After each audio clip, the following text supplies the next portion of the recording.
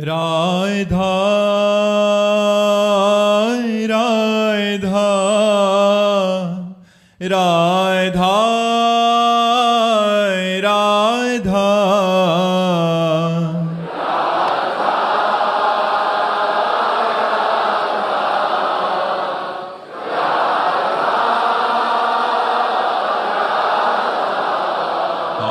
राधा राधा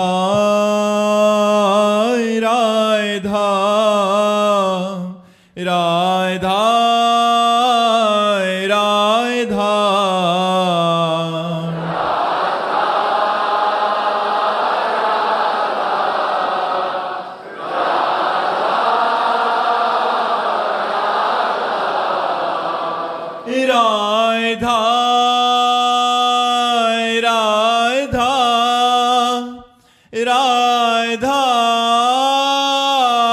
राधा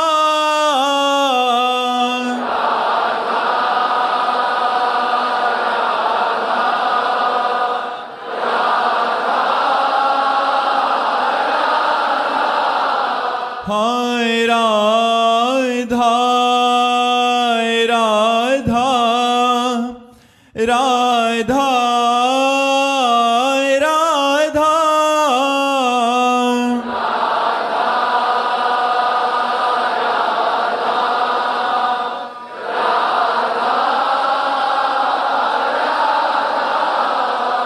हाय राधा राधा राधा राधा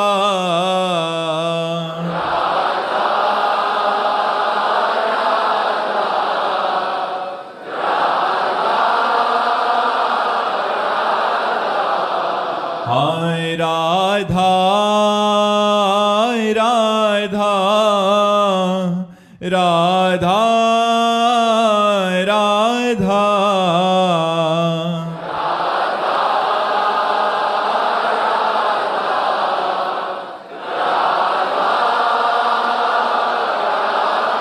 श्री राधा वल्लभ लाल की, समस्त संत हरि भक्तन की, श्री वृंदावन धाम की, सद्गुरुदेव भगवान की। अदिति सिंह जी फतेहपुर से। राधे राधे महाराज जी। महाराज जी, इस दुनिया में अत्यंत संवेदनशील और भावुक व्यक्ति कैसे निर्मोही बने और कैसे हम दूसरों से अपनी अपेक्षाओं को पूरा न होने पर अपने दिल और मन को दुखी होने से बचाएं? अध्यात्म अध्यात्म अध्यात्म ही है द्वेष्टा सर्वभूतानाम मैत्रः करुण एव च निर्ममो निरहंकारा सम दुखा सुखा क्षमी। जब तक भगवान का नाम जप निरंतर नहीं करोगे, संतों का सत्संग नहीं करोगे, संयम नियम से नहीं रहोगे, तब तक अध्यात्म को नहीं धारण कर पाओगे। और अध्यात्म धारण हुआ कि किसी का दोष दर्शन नहीं, सबसे करुणा का व्यवहार, लेकिन अहंकार नहीं, सबसे मित्रता पर किसी से ममता नहीं। ये देखो अध्यात्म की कला। सबसे दया का भाव पर कहीं अहंकार नहीं, सबसे मित्रता का व्यवहार पर कहीं ममता नहीं, सुख दुख में समान भाव, अपने प्रति जो अपमान तिरस्कार निंदा अपकार करता है उसके प्रति क्षमा भाव। कितना सुंदर स्थिति अध्यात्म की है। अद्वेष्टा सर्वभूतानाम मैत्रः करुण एव च निर्ममो निरहंकारा सम दुखा सुखा क्षमी। सुख दुख में समान भाव, क्षमावान, निर्मम, निरहंकार और दोष दर्शन रहित, ये स्थिति आ जाएगी। दूसरे के द्वारा किए हुए अपकार का आपके ऊपर कोई प्रभाव नहीं पड़ेगा जब आप अध्यात्मवान बन जाएंगे। अध्यात्मवान बनने के लिए शास्त्र स्वाध्याय, सत्संग, नाम जप, पवित्र भोजन, पवित्र आचरण, पवित्र संग, तो आप अध्यात्मवान हो जाएंगे। अंबुज दीक्षित जी कानपुर से। राधे राधे महाराज जी। महाराज जी, निराकार की अनुभूति कैसे होती है? समस्त आकारों के चिंतन का त्याग करने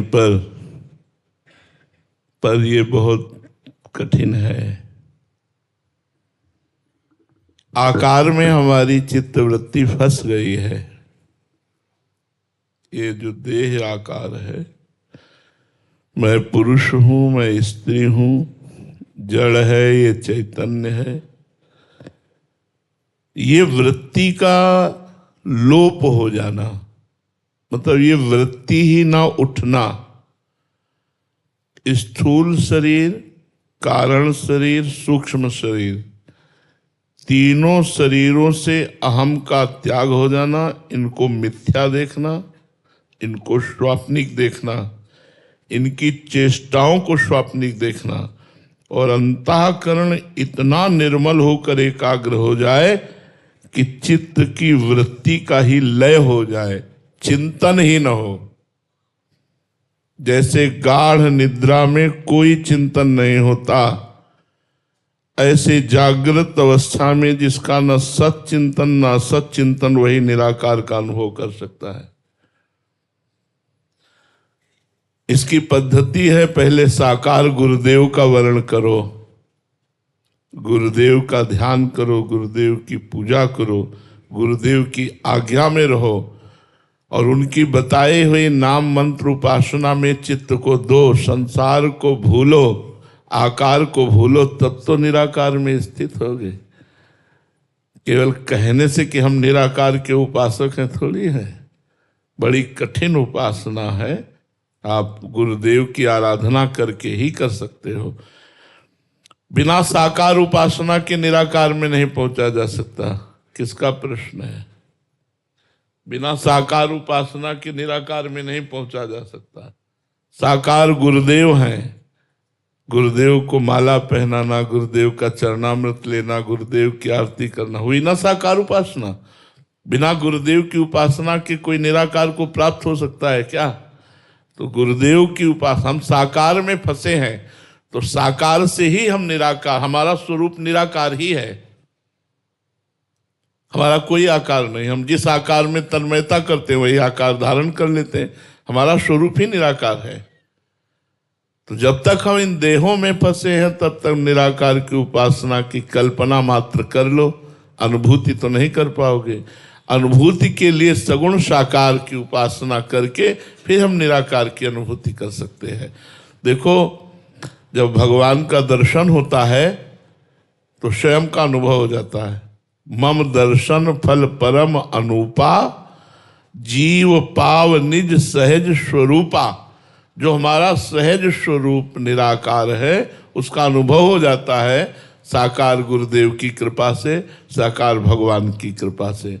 तो बड़े बड़े ब्रह्मज्ञानी हरिशरणम बोलते हैं, तो आप भी नाम जप करो, गुरुदेव की उपासना करो, शास्त्रों का स्वाध्याय करो, लक्ष्य निराकार रखो, तो आगे चलकर भगवान की कृपा से अनुभूति हो जाएगी। स्वयं में तो इतनी सामर्थ्य नहीं है, क्योंकि देह में फंसा हुआ जीव असमर्थ है। निराकार के लिए बहुत बहुत प्रवीण बुद्धि चाहिए, मलिन बुद्धि नहीं। स्वामी जयत्रानंद जी, रामकृष्ण मिशन। प्रणाम महाराज जी। महाराज जी, शरीर और मन दोनों अलग अलग दिशाओं में जाता है।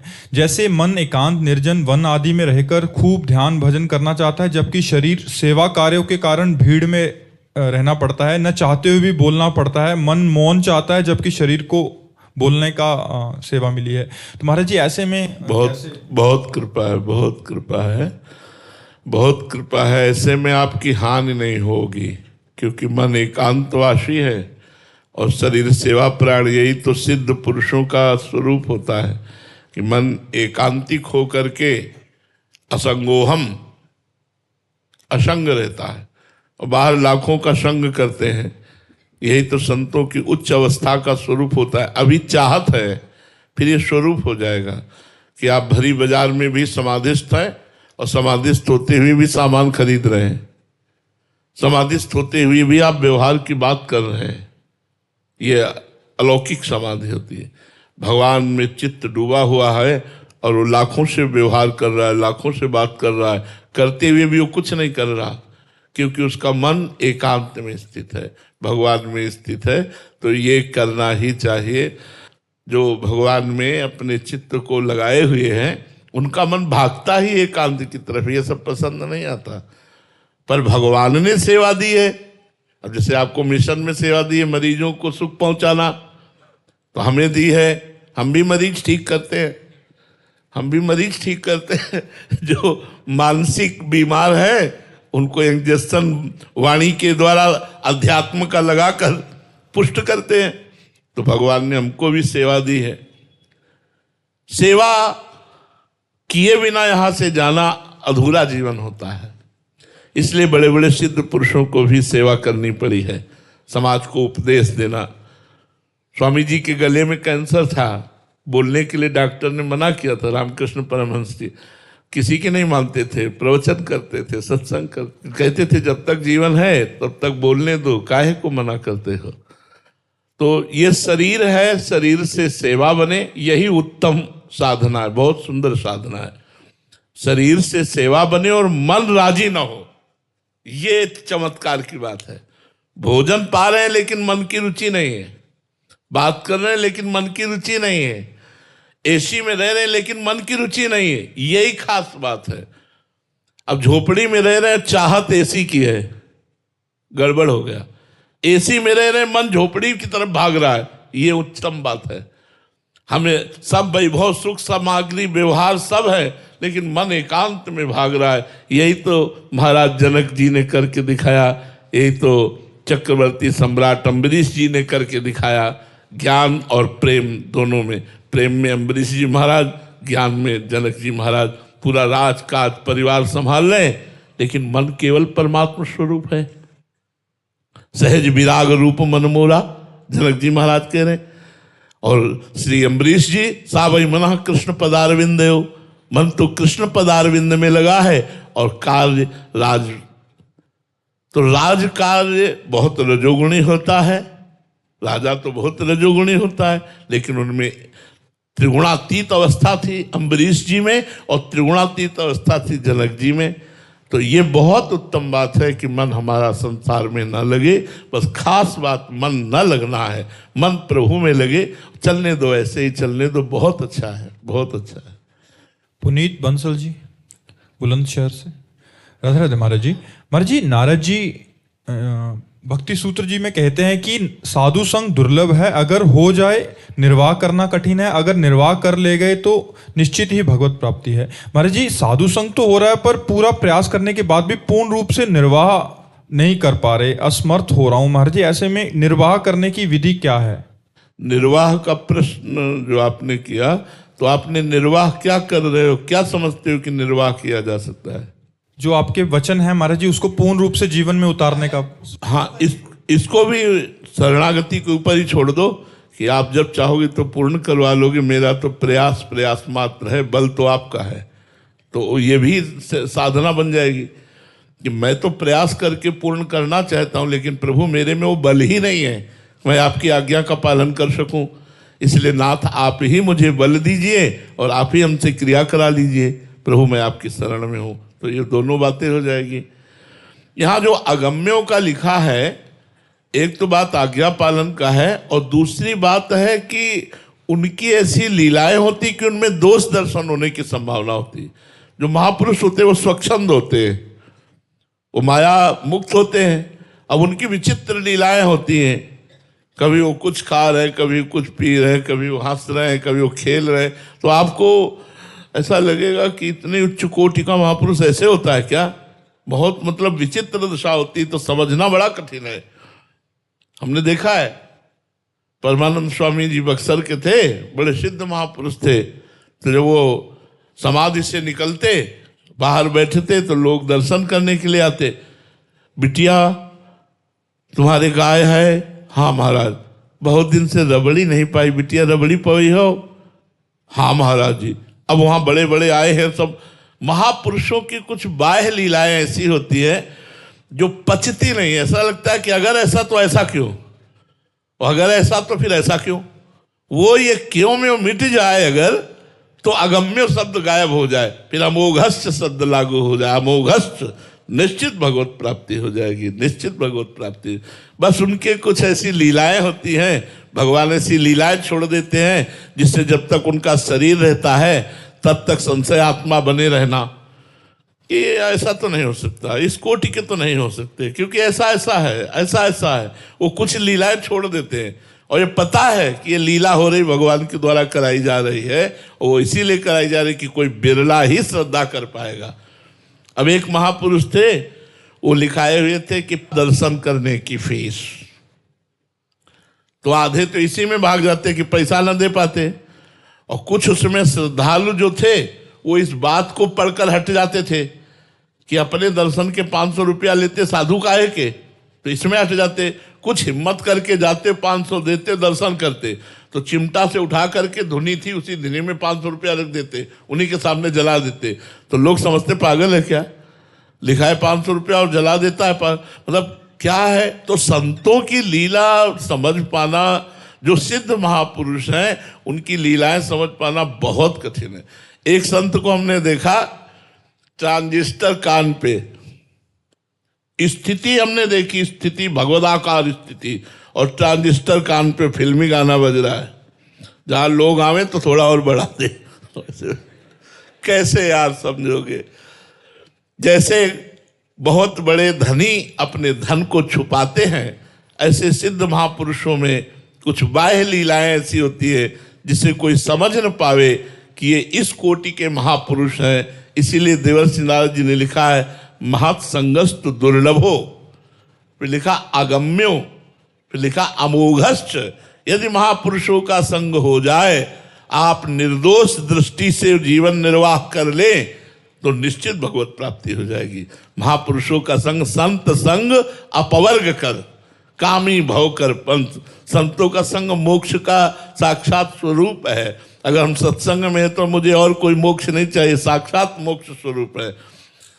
पर भगवान ऐसी कृपा करे कि संतों के चरणों में हमारी निर्दोष दृष्टि बनी रहे, कभी उन पर दोष दर्शन न हो, हम सदैव उनके सेवक बने रहें, कभी हम में अभिमान न आवे, तो बेड़ा पार हो जाए। जी। इंस्पेक्टर अखिलेश मिश्रा जी। राधे राधे महाराज जी। गुरुदेव भगवान, साधना का कृपा से क्या संबंध है? अरे कृपा से ही साधना होती, नहीं कोई साधना वाधना नहीं होती। जो साधना होती वो कृपा से ही होती है, वास्तविक नहीं तो देहाभिमानी पुरुष के द्वारा किया हुआ जो कर्म है वो अपराधों के द्वारा सब नष्ट हो जाता है।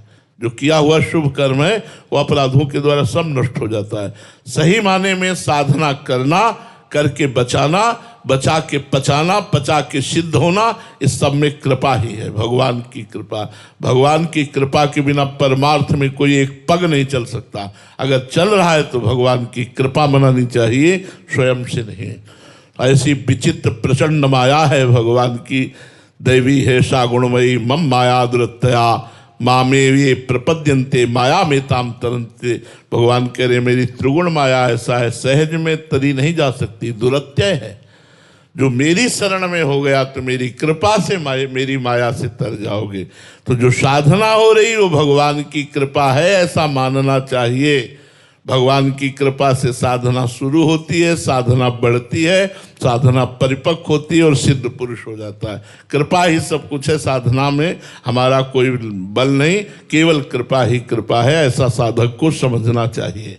महाराज जी, जो साधक के अंदर ये बात आती है कि ये मैं कर रहा हूँ, मतलब मैं अभी नियम निष्ठा से चल रहा हूँ, बट अंदर से भाव भी है कि कृपा है, बट दोनों एक टक्कर दे रहे हैं। बिल्कुल बिल्कुल। तो धीरे धीरे ये मैं जाके जब लय हो जाएगा तभी सिद्ध हो जाएगा। जब ये मैं का पक्ष लय हो जाएगा और केवल कृपा रह जाएगी तो ये परिपक्व साधक हो गया। जब तक मैं चलता है तब तक साधना चलती है मैं मिटाने की, और मैं मिट गया, मैं समर्पित हो गया, फिर क्या यंत्रवत भगवान के द्वारा उसकी चेष्टाएं होती रहती हैं। और दूसरों को भी फिर महाराज जी देखने आंकलन करने लगते, मैं तो 50,000 नाम जप करता हूँ, ये तो अब पतन हो जाएगा, अब पतन हो जाएगा, अब साधक गिरेगा।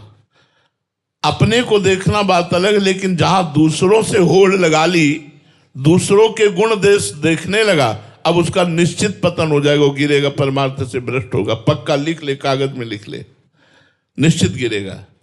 पर दोष दर्शन पर गुण दर्शन नहीं, तात सुनो मायाकृत गुण और दोष अनेक। गुण यह उभय न देखी, देखी सो अविवेक।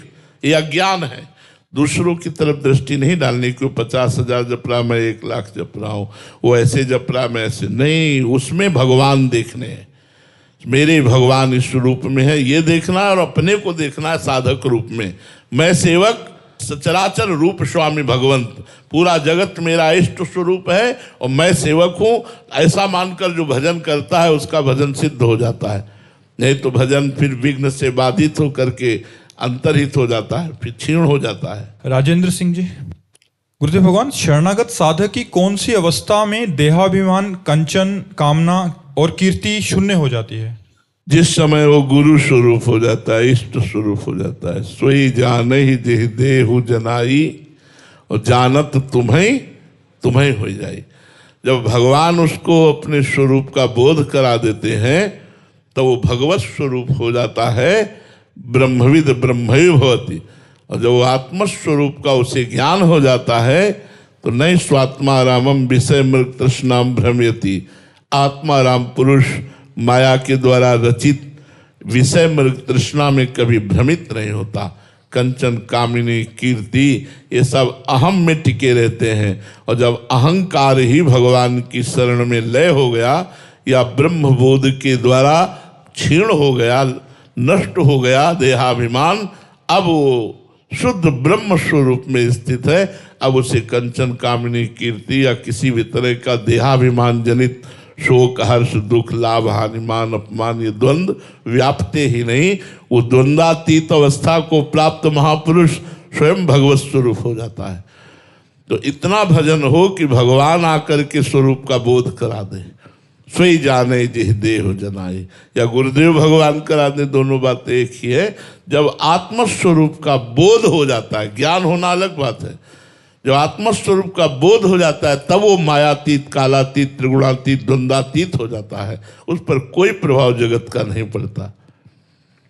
कनिका जी बेंगलोर से, राधे राधे महाराज जी। महाराज जी, हम बेंगलोर में रहते हैं, वहाँ दूर दूर तक संत दर्शन, संत सेवा हमारे लिए उपलब्ध नहीं है। ऐसे में महाराज जी हमको संत सेवा दर्शन का सौभाग्य कैसे मिलेगा? कलयुग में मोबाइल भगवान चल गए हैं। आप जहां भी हो, अमेरिका में हो, हॉलैंड में हो, इंग्लैंड में हो, आप रोज का रोज सत्संग सुन सकते हैं। आप बहुत संत दर्शन कर सकते हैं, संतों के समागम कर सकते हैं, क्योंकि प्रायः संत भगवान कृपा करके अपलोड करते हैं। तो जगत मंगल के लिए उनकी वाणी, और ये मोबाइल ऐसी चीज है कि देश विदेश सर्वत्र है और सबके पास है। तो आज तो ये शिकायत हो ही नहीं सकती कि हमें संत समागम कैसे मिले। महाराज जी, जैसे भगवान रूप बदलते रहते हैं तो मोबाइल भगवान भी कुछ देर में दृश्य परिवर्तित कर देता है। तो हमको वो दृश्य नहीं देखने, हमको हमको अपना मार्ग देखना है। देखो, मोबाइल भगवान संसार का स्वरूप है। जैसे संसार में साधु महात्मा भी है और दुष्टात्मा भी है, अच्छे आचरण वाले हैं, बुरे आचरण वाले हैं। ऐसे मोबाइल में अच्छे दृश्य भी हैं, बुरे दृश्य भी है, अच्छी बात भी है, बुरी बात भी है, लाभ भी है, हानि है। तो हानि वाले क्षेत्र को छोड़ दो, लाभ वाले क्षेत्र को पकड़ो, अच्छी बातों को पकड़ो। संतों को सर्च करो तो संत आएंगे, असंतों को सर्च करोगे तो असंत आएंगे। वो तो सर्वज्ञ है मोबाइल, जो चाहो वो आप उससे जानकारी ले सकते हो। तो हमें लगता है आजकल सबसे ज्यादा कृपा कलयुग की हुई मोबाइल की। नहीं, हम लोगों की वाणी कहाँ पहुंच पाती? तो बस 20-22 लोग, वो भी तभी आए जब मोबाइल से सुना। तो वैसे कौन आता? वही अपने 2-4 साधु महात्मा बैठकर चर्चा कर लो। आज मोबाइल की कृपा से करोड़ों लोग सुन रहे हैं, करोड़ों लोग भक्ति मार्ग में चल रहे हैं, करोड़ों लोग साधु संग कर रहे हैं। कुछ ऐसे हैं जो सुधर करके वर्षों बाद आए हैं, सत्संग वर्षों सुनते रहे, सुधार हो गया, व्यसन छोड़ दिए, गंदी आदतें छोड़ दी और फिर आकर के वो दर्शन कर रहे हैं। कुछ ऐसे हैं जो आकर के दर्शन करके सुनना शुरू किया और उनका सुधार हो रहा है। तो मोबाइल से बड़ा लाभ है। मोबाइल से किसी भी संत के दर्शन कर सकते हो, किसी भी संत के प्रवचन सुन सकते हो। तो आज तो हम कह नहीं सकते कि हम दूर हैं सत्संग से। निकालो और सर्च करो और कान में लगा लो और सुनने लगो, और भावना करो तो आप वृंदावन में बैठे सत्संग सुन रहे हो। आज तो बहुत सुविधा है मोबाइल के द्वारा। किशोर तालपा जी जयपुर से। मर जी, आप कह रहे हैं कि आप वहाँ न्यायाधीश हैं, आपका ही जो अभी जो वचन मोबाइल के द्वारा सुने, और ऐसे बहुत सारे जीव हैं महाराज जी जिनका जीवन परिवर्तित हो गया, उनके विचारों में बहुत परिवर्तन आया। महाराज जी आपको धन्यवाद करते रहते हैं ऐसे। नहीं, हम तो आप सबको धन्यवाद देते हैं कि आप लोग हमारी वाणी को सुनकर अपने जीवन का अध्यात्म में प्रवेश करा रहे हैं। तो हमारा जीना सार्थक है, हमारा बोलना सार्थक है। यदि आप लोग स्वीकार ही ना करें तो बेकार ही तो हो गई हमारी वाणी। तो धन्यवाद तो आपको है जो हमारी वाणी को सार्थक करते हो और अपने जीवन को सार्थक करते हो। भगवान की प्रेरणा से हमारा उद्देश्य भी यही है कि हमारा संपूर्ण समाज अधर्म का त्याग करके, व्यसनों का त्याग करके, गंदी आदतों का त्याग करके धर्म से चले, क्योंकि धर्म से चलने वाला ही शांति, सुख और परमात्मा को प्राप्त होता है। हमारी वाणी सार्थक हो, ये गुरुदेव भगवान की कृपा प्रसाद से दिखाई भी दे रहा है कि कुछ लोगों का जीवन परिवर्तित हो रहा है। अगर एक का भी जीवन परिवर्तित हो गया तो हम मानते हैं हमारा प्रवचन सार्थक हो गया, हम मानते हैं हमारा जीना सार्थक हो गया। कष्ट में होते हुए भी बोल रहे हैं हम। अगर एक भी आदमी सुधर गया तो मेरी ये पीड़ा युक्त बोलने पर हमें आनंद रहेगा कि हमारा जीवन सार्थक हो गया। महाराज जी यहाँ तो आपके सामने एक दो ही जने प्रस्तुत हो पाते हैं, कभी हो जाए तो, नहीं तो महाराज जी अपने पास बहुत सारे ऐसे जने आते हैं जिनका पूरा परिवार का परिवार ही परिवर्तित हो गया, उनके विचार परिवर्तित हो गए। हजारों लाखों लोग मतलब कमेंट के माध्यम से आपको ये भाव प्रस्तुत करना चाहते हैं कि उनका जीवन परिवर्तित। हाँ, भगवान सबका मंगल करे, सब सुखी रहे, सबको सद्बुद्धि प्राप्त हो और सब भगवान का भजन करें। हमारी भावना भी यही है जी। मनीष जी गाजियाबाद से, राधे राधे महाराज जी। महाराज जी जैसे कि आपने एक सत्संग में बताया था कि अगर इस भवसागर माया रूपी समुद्र से कोई बाहर निकल सकता है तो केवल गुरु का कृपा पात्र ही होगा, वरना किसी की सामर्थ्य ही नहीं कि इस भवसागर से पार निकल सके। तो महाराज जी गुरुदेव का अभिन्न अंग कैसे बने, हम जैसे साधक कृपा करके। नाम और गुरुदेव एक है। नाम सुकृत जन अपनी जीवन अतिहित मान देत वरदान। नाम सुकृत धन अपनी जीवन, गुरुदेव ने अपना जीवन तुम्हें दे दिया। जो नाम दिया, जो मंत्र दिया, वो गुरुदेव ने अपना जीवन दे दिया। यदि आप गुरुदेव प्रदत्त नाम और मंत्र का निरंतर जप करने का अभ्यास करते हैं और गुरु ने जो निषेध किया है वो गंदी बातें नहीं करते हैं, तो आप चाहे लाख कोस दूर हो, हर समय आप गुरु संग में हो और गुरु के नजदीक रहते हो और गुरु आज्ञा का पालन नहीं करते हो तो आप गुरु के संग में नहीं हो, गुरु के नजदीक नहीं हो। गुरु के नजदीक वही है जो गुरु आज्ञा का पालन करता है। गुरु का स्वरूप है मंत्र और नाम। जो नाम और मंत्र गुरुदेव ने दिया, जितना अधिक आप नाम मंत्र जपेंगे उतने आप गुरु के सानिध्य में रहेंगे, और जितना गुरु के सानिध्य में रहेंगे उतना माया मुक्त रहेंगे। प्रिंस तिवारी जी, राधे राधे महाराज जी। महाराज जी भागवत में भक्ति को परम साध्य बताया गया है, लेकिन जब साधक भक्ति भी मैं कर रहा हूं इस अहंकार से करता है तो वो शुद्ध भक्ति कैसे बने? और उस इसी से हो जाएगी, इसी से हो जाएगी, क्योंकि भागवत में ही लिखा हुआ है। एकादशी स्कंद में भागवत धर्म में पढ़ना, नवयोगेश्वरों ने उत्तर दिया है। महाराज निमि ने प्रश्न किया है, जन साधारण लोगों को भी भगवत प्राप्ति कैसे हो महाराज? तो उन्होंने बताया कि अनेक जन्मों की आदतों-वश, स्वभाववश, संस्कारवश, संगवश, अहंकारवश, इंद्रियों की चेष्टाओं के वशीभूत या मन की चेष्टाओं के वशीभूत होकर जो जो कर्म हो वो सब परम पुरुष भगवान नारायण को समर्पित कर दो, इसी से भगवत प्राप्ति हो जाएगी। अहंकार से हम कर रहे हैं लेकिन हम भगवत समर्पित कर रहे हैं तो अहंकार रूपी दोष नष्ट हो जाएगा और वो समर्पण रूपी कर्म हमें भगवत प्राप्ति करा देगा। तो हमको हर कर्म, हर घंटा, हर मिनट का कृष्णार्पणम वस्तु करना चाहिए, भगवद अर्पणम वस्तु करना चाहिए। बड़ा लाभ मिलेगा, इससे बहुत लाभ मिलेगा। जो भजन है वो तो है ही, जो हम और भी कर्म कर रहे हैं वो सब कर्म भगवान को समर्पित करें तो उससे हमारा मंगल हो जाएगा। श्री राधा वल्लभ लाल की